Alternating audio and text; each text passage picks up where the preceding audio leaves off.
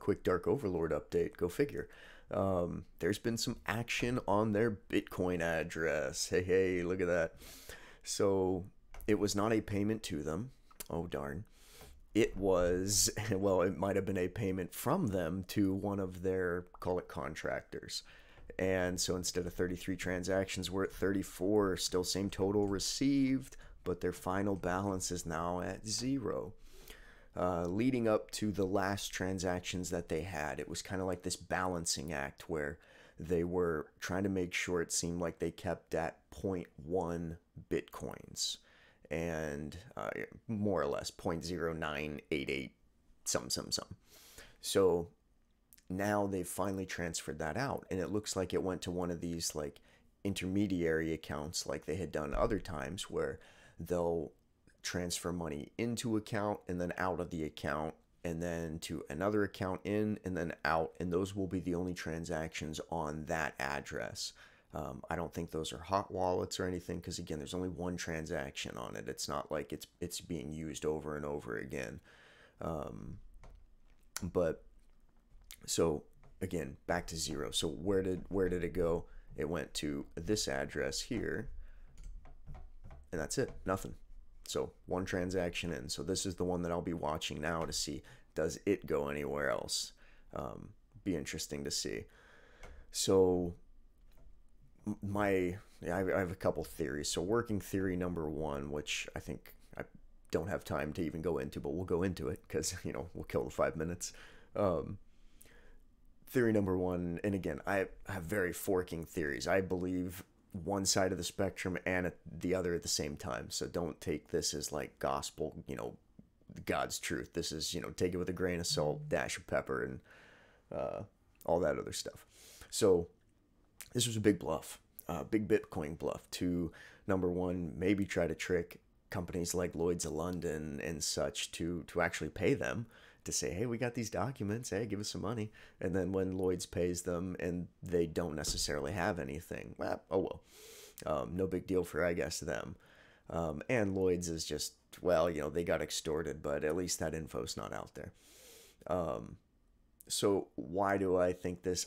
If you look at their original, their original press releases, they didn't really get all that much. I mean, this first one, these on New Year's Eve got some 193 likes, made some money, not a whole lot, but some.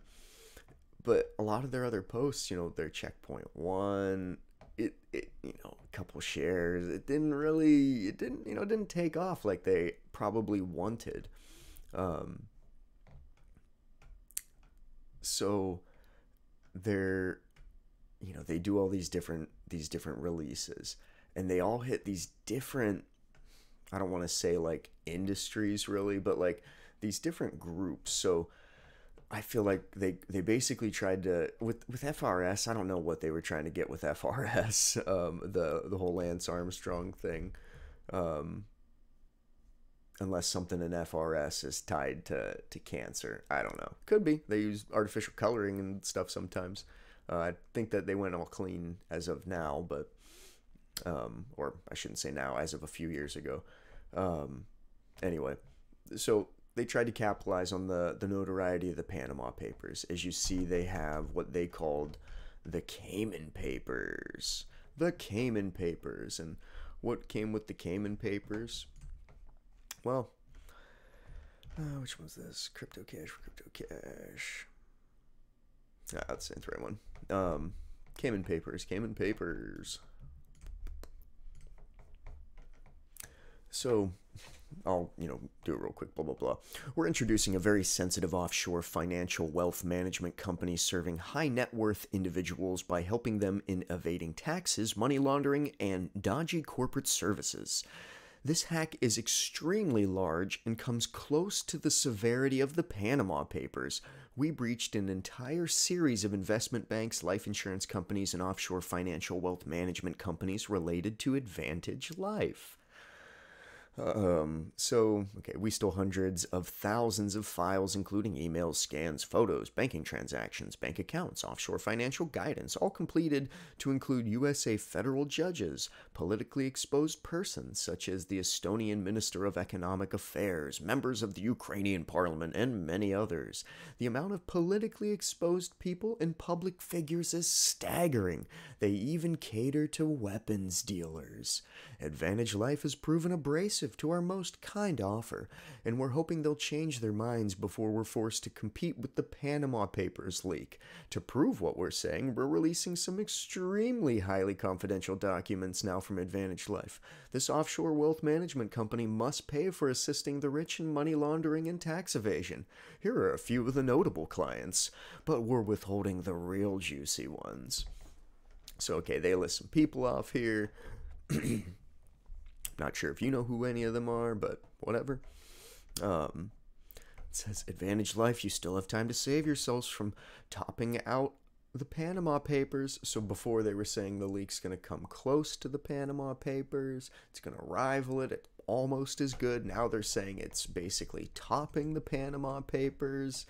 This is the worst possible time for publicity for your companies. So what does that mean? Well, if you want to go to the link, sorry, Anon Files doesn't have it anymore. And again, they also say, P.S. We have more documents like these from other hacks of ours. If you're interested in industry-specific materials, we can supply them for your purchase. This reminds me of, like, if you've ever used Alibaba to like order anything.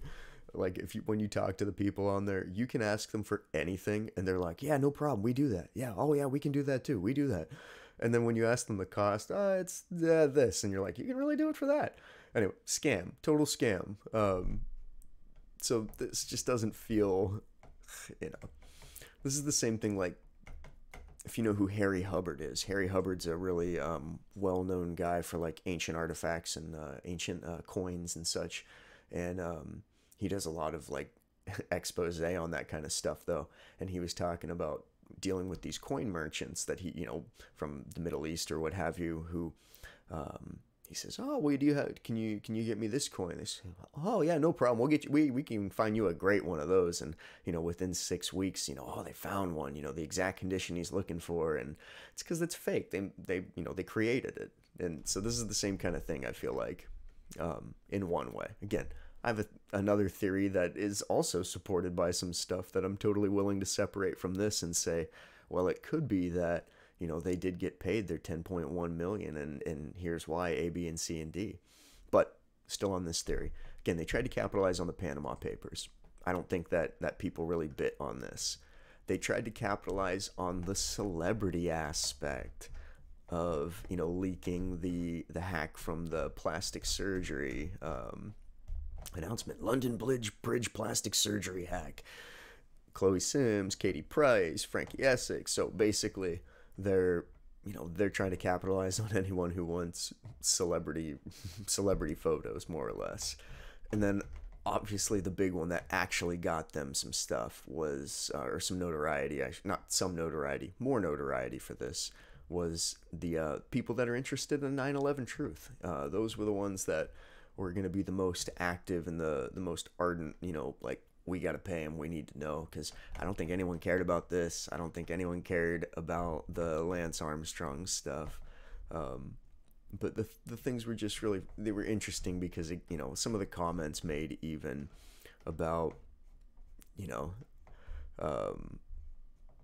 some guy had told this dude, he said, you realize that you could sell this stuff to the highest bidder and expose America's darkest secrets. And this guy says, no, I don't. How? And this guy says, just set up an account called the Dark Overlord and get a bunch of whales to promote you on Steam. It kind of what's happening.